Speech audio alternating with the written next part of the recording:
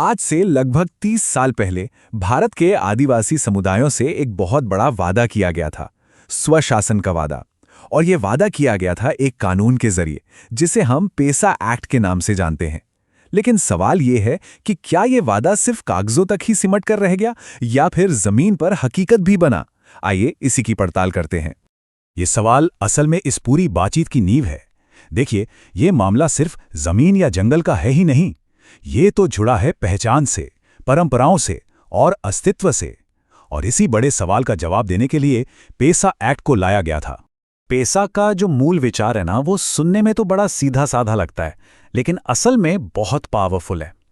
ये बस इतनी सी बात कहता है कि आदिवासी समुदाय अपने रीति रिवाजों और परंपराओं के हिसाब से अपना शासन खुद चलाएंगे, और कानून इस अधिकार को मानेगा, उसे पहचान देगा। तो देखिए, इसको सिर्फ एक एडमिनिस्ट्रेटिव चेंज समझना एक बहुत बड़ी भूल होगी। ये एक पूरी जीवन शैली को, एक पूरे वे ऑफ लाइफ को बचाने का ढांचा है। इसका असली मकसद ये था कि विकास ऊपर से थोपा ना जाए, बल्कि वो जमीन से, समुदाय की अपनी जरूरतों से निकल कर आए।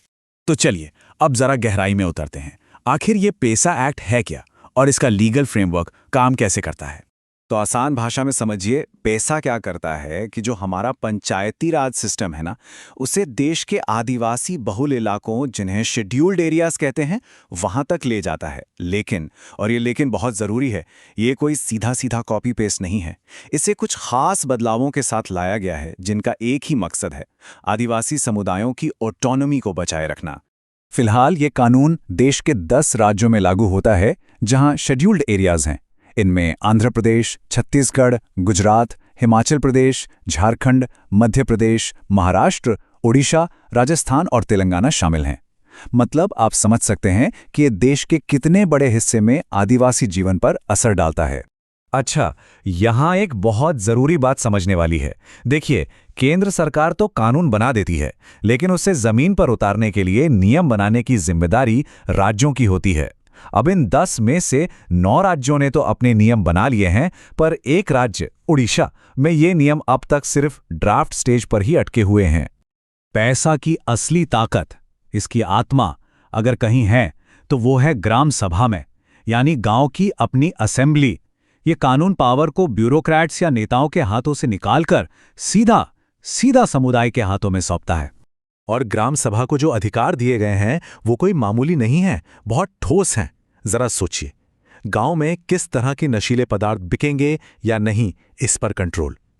जंगल से मिलने वाले छोटे मोटे उत्पाद जैसे तेंदुपत्ता या महुआ, उस पर पूरा मालिकाना हक। अपनी जमीन किसी बाहरी व्यक्ति को बेचने से रोकने की ताकत। गांव के बाजारों को मैनेज करना, ये सब कुछ असल मायनों में ये है ग्रासरूट डेमोक्रेसी। लेकिन यहां एक बहुत बड़ा लेकिन है। कानून की किताबों में जो लिखा है और जमीन पर जो हो रहा है, उसमें एक बहुत बड़ी खाई है। तो अब बात करते हैं उन चुनौतियों की जो पेसा के इस वादे के आड़े आ रही हैं। पेसा की शायद सबसे बड़ी चुनौती 2 शब्दों के हेरफेर में छिपी है। एक शब्द है परामर्श यानी कंसल्टेशन, और दूसरा है सहमति यानी कंसेंट। कानून कहता है कि किसी भी प्रोजेक्ट के लिए जमीन लेने से पहले ग्राम सभा से परामर्श करना जरूरी है, पर इस एक शब्द की आड़ में खेल क्या होता है वो देखने लायक है। और यहीं पर सारी समस्या की जड़ है।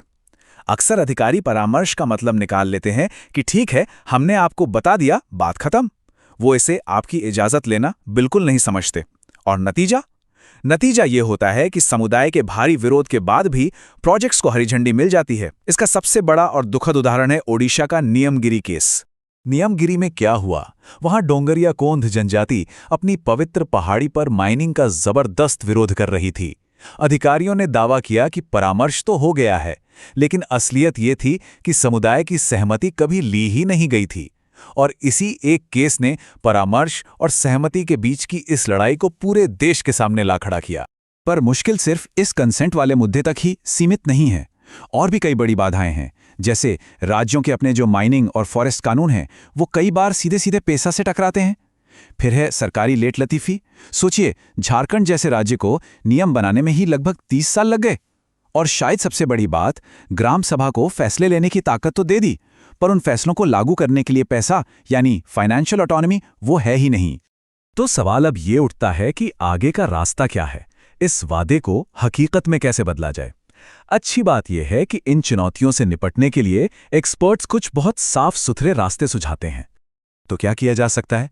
सबसे पहले राज्यों को अपने उन सभी कानूनों को बदलना होगा जो पेसा से टकराते हैं। दूसरा, परामर्श वाले इस लूप होल को बंद करना होगा और कानून में साफ साफ सहमति को अनिवार्य बनाना होगा। तीसरा, ग्राम सभाओं को फाइनेंशियली एम्पावर करना होगा, यानी फंड सीधे उनके कंट्रोल में देने होंगे। और आखिर में इस पूरी कहानी को, इस नैरेटिव को बदलना होगा कि आदिवासी स्वशासन विकास में रुकावट है। सच तो यह है कि यह सस्टेनेबल डेवलपमेंट का सबसे जरूरी हिस्सा है। तो 30 साल बाद आज हम एक ऐसे मोड़ पर खड़े हैं जहां चुनौतियां तो बहुत बड़ी हैं, लेकिन पैसा का वादा उससे भी कहीं ज्यादा बड़ा है।